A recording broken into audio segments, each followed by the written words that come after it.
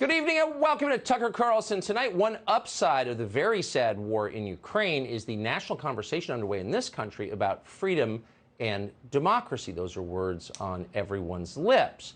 And so it set us off on a nationwide search for Americans who are living as if this were a free country, like it was, say, 1989. And one of the first people we found, we have to tell you, was Kid Rock. We spent the weekend with him. We've got an interview with him in just a moment. But first, what exactly is democracy? Well, pluralism is the hallmark of it. In a democracy, citizens can have any opinion they want to have. They can express any opinion they want in public whenever they care to express it, including through mass media. If citizens are dissatisfied with their political leadership, they can challenge their leaders for office. Now, all of these things are true in every free country in any period, always. These are not just features of democracy. These are prerequisites for democracy. So with that in mind, you should know about a political party in Ukraine called Opposition Platform for Life. With 43 seats in parliament, it is the largest opposition party in that country. Over the weekend, the president of Ukraine, Volodymyr Zelensky, banned that party.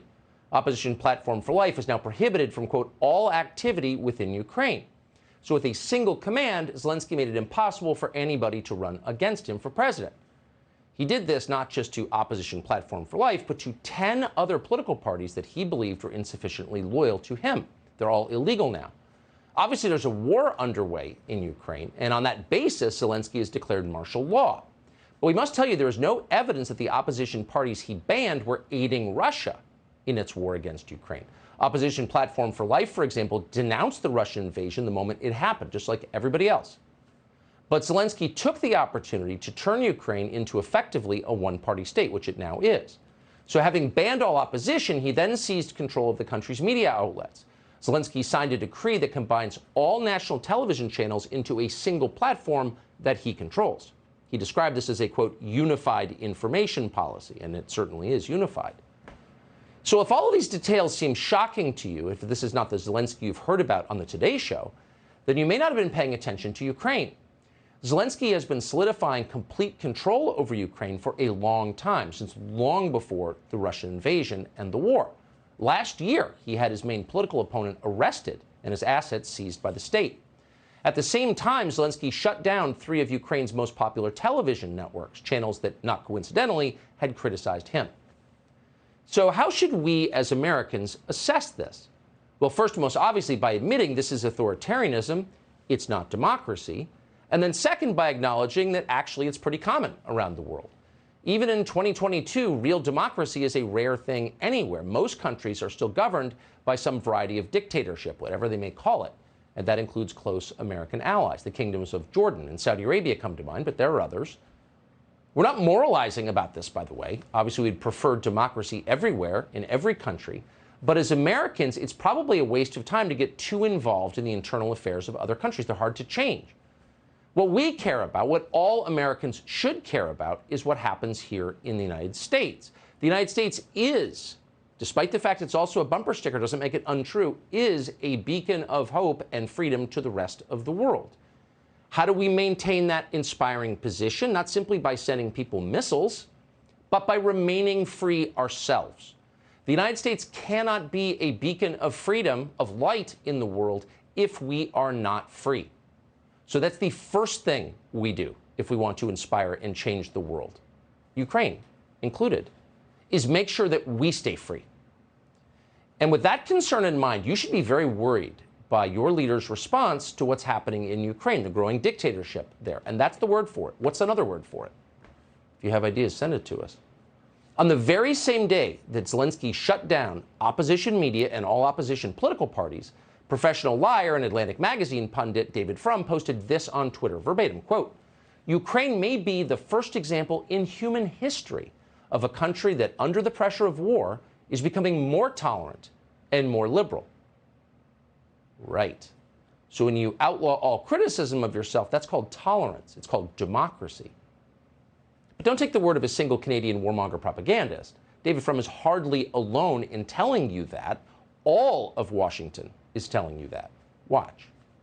So proud of President Zelensky and the courage that he has shown And in Congress, we are trying to get the administration on board. President Biden is showing moral leadership, just like President Zelensky is showing moral leadership. He, of course, by his example, shows the kind of courage we all hope we can reach and provide at a moment of real testing. Government doesn't give us our rights. Our rights come to us from God, and government is just a shared tool to secure them. And you see that spirit, that American Philadelphia 1787 spirit in Zelensky right now. God, these people. So the man who just declared himself king is actually the world's newest George Washington. Okay. So you could be deeply concerned and deeply saddened, outraged by what's happening to Ukrainians without saying things like that, because it's absurd. It's a lie. That's the word from Senator Ben Sasse of Nebraska, a Republican. And again, on one level, you can understand why people are whipped into an emotional frenzy when they talk about Ukraine. Why wouldn't they be? Russia's invasion of Ukraine was shocking. It was wrong. The suffering of civilians there is entirely real. We're watching it on TV. It's horrifying. So it's entirely natural to root for the Ukrainians to expel the invaders, and obviously we are rooting for them to expel the invaders, Russia.